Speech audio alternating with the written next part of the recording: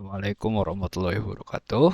Perkenalkan, kembali dengan saya Hanandia Putra dengan NIM 1303131 dari kelas IT 4504, dan pada kesempatan kali ini saya akan menjelaskan inti-inti dari eh, pelajaran security dari mata kuliah sistem operasi.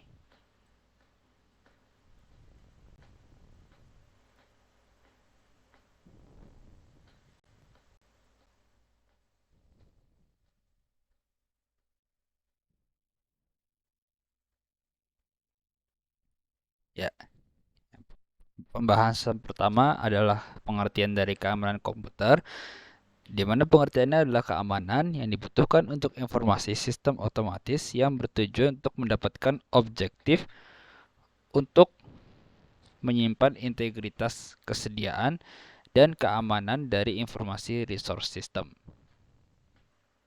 Berikutnya ada security triad atau segitiga keamanan, di mana ada confidentiality, integrity, dan availability. Confidentiality ciri-cirinya adalah artinya adalah properti dari informasi tidak dibuat terlihat atau tertutup untuk individu, entitas, dan proses yang tidak terautentikasi. Contohnya adalah metode enkripsi. Yang kedua adalah integrity, di mana dia mempertahankan dan memastikan akurasi dan kelengkapan informasi selama siklusnya.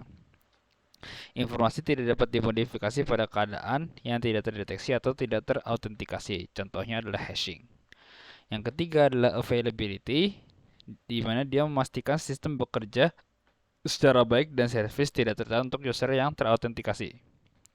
Kemudian ada istilah tambahan yaitu authenticity dan accountability. Authenticity di mana dia adalah properti asli dan dapat diverifikasi dan terpercaya, tervalidasi saat melakukan transmisi atau pesan. Accountability di sisi lain adalah tujuan keamanan yang memunculkan syarat untuk aksi dari entitas adalah untuk terdeteksi secara unik kepada entitas tersebut. Berikutnya adalah jenis-jenis ancaman atau threat. Di sini saya akan menyebutkan 4. Yang pertama adalah interruption, di mana dia adalah ciri-cirinya adalah aset dari sistem yang dihancurkan akan menjadi hilang atau tidak berguna. Dia menyerang Interruption juga menyerang ketersediaan, menghancurkan hardware, memotong jaringan komunikasi, dan menghilangkan sistem manajemen file. Yang kedua dari ancaman adalah interception atau intersepsi, di mana dia entitas yang tidak bersangkutan dapat akses kepada aset. Ya, kemudian dia menyerang kerahasiaan, kemudian wiretapping untuk mengambil data pada jaringan. Yang ketiga adalah modification, di mana entitas tidak dikenal mendapatkan akses dan aset. Kemudian dia menyerang integritas juga, mengubah nilai dari data file, mengubah program sehingga menjadi malfungsi, kemudian mengubah konten pesan yang ditransmisikan pada jaringan. Threat keempat adalah fabrication, di mana dia adalah entitas tidak dikenal yang memasukkan objek masuk ke sistem, kemudian menyerang autentikasi, kemudian memasukkan pesan bahaya pada jaringan, kemudian menambah pesan pada file. Berikutnya adalah password-based authentication. Dia menentukan apakah user telah terautentikasi ke akses sistem dan menentukan keuntungan dari user. Kemudian terdapat hashed passwords, di mana dia adalah teknik umum yang digunakan untuk menyimpan password. Kemudian dia aman terhadap berbagai serangan kriptoanalitik. Contohnya adalah mengacak atau membentuk permutasi dari password yang telah dibentuk oleh user.